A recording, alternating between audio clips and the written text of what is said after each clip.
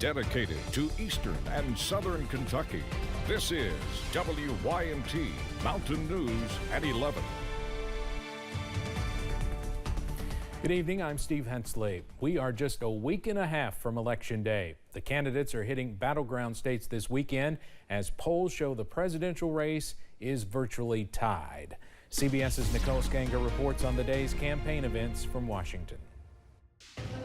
Vice President Kamala Harris is focusing on reproductive rights in Houston. The elected leaders of Texas, a lot of them, have made Texas ground zero in this fundamental fight for the freedom of women to make decisions about their own body. Former President Donald Trump was also in Texas targeting a different topic in Austin: border security. Over the past 4 years, this state has become Kamala's staging ground to import her army of migrant gangs and illegal alien criminals into every state. He has another scheduled event in Michigan tomorrow, as does Harris, who for the first time plans to campaign with former First Lady Michelle Obama. Her running mate, Minnesota Governor Tim Walz, is trying to win the support of Black and Latino voters in Pennsylvania. This Donald Trump has called for the termination of the Constitution. Let the rest of the world. Trump's pick for vice president, Ohio Senator J.D. Vance, spent his day in another battleground state,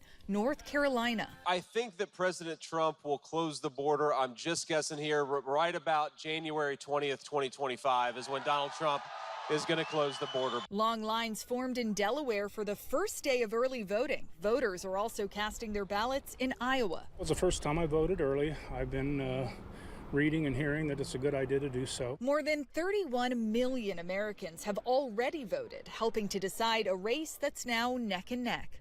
Nicole Skanger, CBS News, Washington. Singers Beyonce and Willie Nelson were among those appearing with Vice President Harris tonight in Houston. An 11-person field is now set for a historic 29th District State Senate write-in campaign. Here are the candidates: Tyler Ward of Whitesburg, Willie Crace of Garrett, Paul Williams of Prestonsburg, Leonard Hendrickson of Pine Top, Tanner Hesterberg of Prestonsburg, Justin Noble of Emelina, who was endorsed tonight by Governor Beshear, Valerie Eisenhorn of Whitesburg, John Clem of Cranks, Andrew Thomas Saylor of Wallens Creek, Craig Blackburn of Prestonsburg, and Pineville Mayor Scott Maiden, who received an endorsement from the Senate Republican Campaign Caucus Committee. The winner will serve a 4-year term representing Bell, Harlan, Letcher, Knott, and Floyd counties. The deadline to file as a write-in candidate was this afternoon. Now, that write-in campaign was set in motion after the death of State Senator Johnny Turner on Tuesday.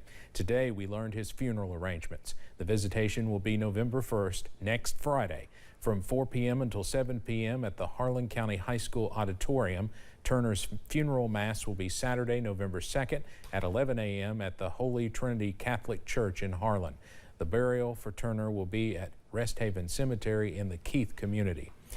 Johnny Turner was 76 years old. Kentucky voters in some counties will help decide the future of medical cannabis. Statewide, 103 jurisdictions are holding referendums. The results will determine where cannabis businesses can grow, process, and sell. Regardless, no vote will bar Kentuckians with prescriptions from using cannabis products. Election Day, as we've mentioned, just a week and a half away. If you are registered to vote, you can find election guides, polling locations, and sample ballots at govote.ky.gov. Early in-person voting in Kentucky starts Thursday, October 31st. Israel launched retaliatory strikes on Iran tonight. Israel's Prime Minister Benjamin Netanyahu was photographed in a bunker in Tel Aviv during the attack. Iranian state-run TV reports several sounds of explosions were heard in Tehran. Israel had vowed payback for Iran's October 1st attack, during which the Islamic Republic launched about 180 ballistic missiles at Israel. This attack, we understand, was limited to military targets. Police want you to clear out your medicine cabinet this weekend. Tomorrow is National Prescription Drug Take-Back Day. Liquids, aerosol cans, and needles are not accepted. Now, to find the prescription drug drop-off site nearest you, you can go to dea.gov/takebackday. You can put in your zip code to see a list of places close to where you live and the hours of operation. The Pike County landfill has been a topic of concern for the county for years as the space fills up. Since 2019, the Pike County Fiscal Court has been working to find a better solution to its nearly full landfill. Judge Executive Ray Jones says work is underway to decide if the county will expand the landfill, relocate, or begin transferring its solid waste out of the area. Until then, a grant-funded incinerator will be used to burn the natural debris on site to save space. You know, for years, the county didn't try to keep that material out of the landfill. And it has contributed to getting us to this point where we're only three years away from having it fill up. Jones says the county will have a plan for the next steps by the end of the year. Millions of dollars going to projects were touted in Whitley and McCreary counties today. For the city of Corbin, this meant nearly $5 million for sewer line extensions. Mayor Susie Rasmus says many folks in Corbin do not have sewer and are still on septic service. It's also the best use of money to get as many people attached to sewer that we possibly can. So basically, we're taking this money and looking for the best bang for our buck in how to help to develop Corbin even more. In total, Senate President Robert Stivers and State Representative Nick Wilson presented more than $40 million in ceremonial checks. Some folks in Harlan County were given weather radios today from emergency management. The radios are meant to help folks in the floodplain stay prepared during severe weather. Director of Harlan County Emergency Management, Stephen Lewis, says more people will get radios soon. We're just coming from Letcher County all down the Port Fork to Harlan, and then we have a large trailer park in Dayhoyt and a trailer park in Tremont that normally flood, just at low, minor flooding, they still flood. The distribution is happening in 3 phases. The next 2 phases will be announced by Harlan County Emergency Management.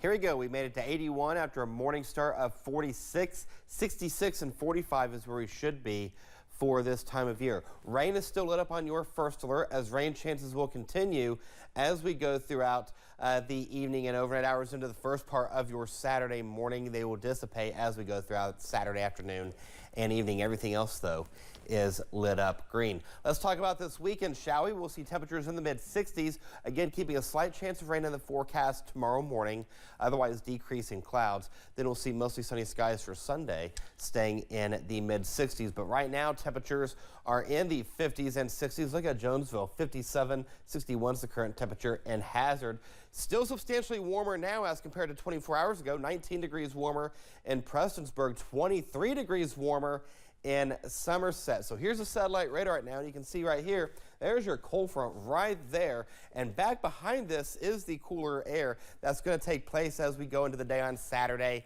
and Sunday. It's going to shift that wind out of the north and the northwest, and it's going to basically decrease the cloud cover as well as we go throughout the afternoon and evening hours. There's future view right there at 6 o'clock. That rain's out of here, leaving us with clear skies. So that being said, highs on Saturday play out like this. Across the Cumberland Valley, we see temperatures in the mid-60s. Same story across the Kentucky River Valley, temperatures in the low to mid-60s, and then the big Sandy Valley temperatures in the mid-60s. Get out and enjoy your weekend. Here's the ARH 7-day forecast, where the weekend is always in view.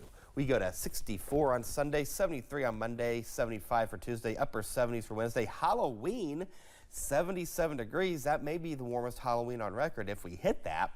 We do have a chance of rain, though, in the evening hours, and then we'll see another front push through, dropping the temperature to 71 by next Friday. That is the latest First Alert forecast. Steve? Eric, thank you. Did hear some rain here in Hazard earlier, which is a good thing. We certainly need a little bit. Well, homecoming is underway at Eastern Kentucky University. The fun kicked off today with the homecoming parade in Richmond. It was followed by a block party. Tomorrow, tailgating begins bright and early at 9 a.m.